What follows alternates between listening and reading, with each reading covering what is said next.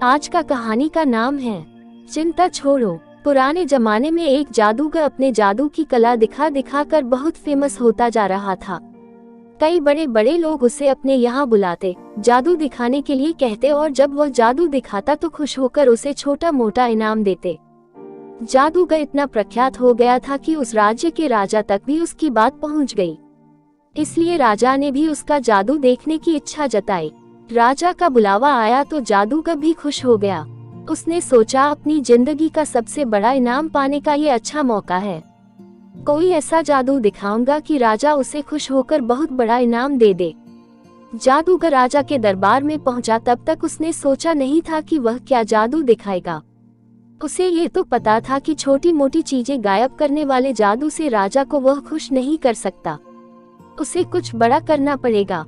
उसने जब राजा को पहली बार देखा तो उसकी नज़र सबसे पहले राजा के मुकुट पर पड़ी और उसने मन बना लिया कि राजा का मुकुट ही गायब करके सबको आश्चर्यचकित किया जाए। जादूगर ने अपना जादू शुरू किया और जैसा उसने सोचा था राजा का मुकुट गायब कर दिया। राजा का मुकुट गायब होते ही सभा में बैठे सभी लोग राजा पर हंसने लगे।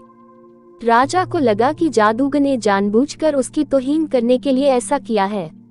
राजा लोगों की हंसी को अपना अपमान समझ बैठा। गुस्से में आए राजा ने तुरंत उस जादूगर को पकड़कर काल कोठरी में डालने का हुक्म दिया और साथ में ये भी कहा कि इसे 7 दिन बाद फांसी की सजा दे दी जाए। जादूगर ने ऐसा नहीं सोचा था जो हो गया।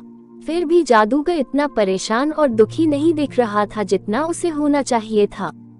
जादूगर की पत्नी को जब इस बात की खबर लगी तो वह दौड़ी दौड़ी जादूगर को मिलने के लिए काल कोठरी में आई। वह अपने पति को इस तरह से मुसीबत में फंसे देखकर रोए जा रही थी। जादूगर ने उसे समझाया कि चिंता मत करो और खुश रहो। पत्नी को लगा कि मौत की सजा सुन जादूगर को सदमा लगा होगा, इसलिए ऐसी बहकी बहकी बातें कर रहा है। पत्नी बोली, आप ऐसे समय में भी कैसे खुश रहने की बात कर सकते हो। जादूगर पत्नी से बोला, अभी से क्यों दुखी होना, अभी मेरे पास 7 दिन बचे हैं, बाद में देखेंगे जो हो ना होगा। जादूगर की पत्नी रोज उसे मिलने आती और जादूगर उसे खुश रहने के लिए कहता कि अभी इतने दिन बचे हैं। आखिरकार वह दिन आ गया जिस दिन जादूगर को फांसी देनी थी। राजा भी उस दिन अपने घोड़े पर सवार होकर जादूगर को देखने के लिए आया था। राजा को घोड़े पर देखकर जादूगर के दिमाग में एक आइडिया आया। वह राजा को देखते ही उदास होने का नाटक करने लगा और रोने लगा। राजा ने उसे कहा कि क्यों उस दिन तो मेरी बेइज्जती करके हंस रहे थे और लोगों को भी हंस रहे थे, आज क्यों रो रहे हो। जादूगर ने कहा, महाराज मैं मौत के डर से नहीं रो रहा। मौत का क्या है, वह तो एक दिन आनी ही है। मैं इसलिए रो रहा हूँ कि मेरे इतने सालों की मेहनत जिससे मैं अपने घोड़े को उड़ना सिखा रहा था, सिर्फ 1 साल की वजह से बर्बाद हो जाएगी। अगर मेरे पास 1 साल होता तो मैं अपने घोड़े को उड़ाने में कामयाब हो जाता। जादूगर की बातें सुनकर राजा को लगा कि अगर उड़ने वाला घोड़ा उसे मिल जाए तो वह दुनिया का सबसे सफल राजा बन जाएगा। वह उड़कर किसी भी अन्य राजा को बड़ी आसानी से युद्ध में हरा पाएगा। राजा के मन में लालच आते ही राजा ने उसे 1 साल तक का समय दे दिया और कहा कि अगर तुम 1 साल में मुझे ऐसा घोड़ा देने में कामयाब हुए तो तुम्हें फांसी की सजा नहीं दी जाएगी, लेकिन अगर तुम ऐसा नहीं कर पाए तो तुम्हें फांसी से भी बड़ी दुखदायक मौत दी जाएगी।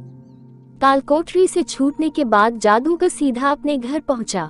जादूगर ने देखा कि उसका पूरा परिवार और पत्नी उसके मौत का शोक मनाने के लिए इकट्ठा हुए हैं। जादूगर को देखकर सब आश्चर्यचकित हो गए। पत्नी जो पहले रो रही थी उसे देख खुश हो गई। थोड़े समय बाद सब अपने घर चले गए। जादूगर की पत्नी ने जादूगर से पूछा, राजा ने तुम्हें छोड़ कैसे दिया। जादूगर ने उस शर्त के बारे में बताया जिसमें जादूगर को एक उड़ता हुआ घोड़ा राजा को 1 साल के भीतर देना था।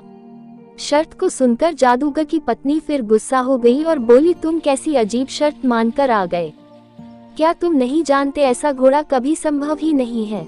जादूगर बोला, मुझे पता है उड़ने वाला घोड़ा मैं कभी नहीं राजा को दे पाऊंगा, लेकिन मुझे जो 1 वर्ष का समय मिला है मैं उसे खुशी खुशी तो जी पाऊंगा। अब तुम भी चिंता छोड़ो और खुश रहो। 6 महीने ही बीते थे कि राजा और उसका घोड़ा दोनों ही मर चुके थे।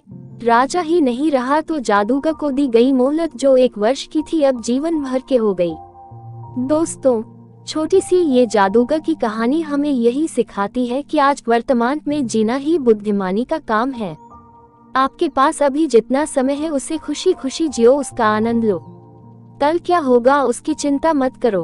अक्सर हम जो सोचते हैं भविष्य उससे बहुत अलग होता है, इसलिए हमें जो वर्तमान का मूल्यवान समय मिला है उसे भविष्य की चिंता करके वेस्ट करने का कोई मतलब नहीं है।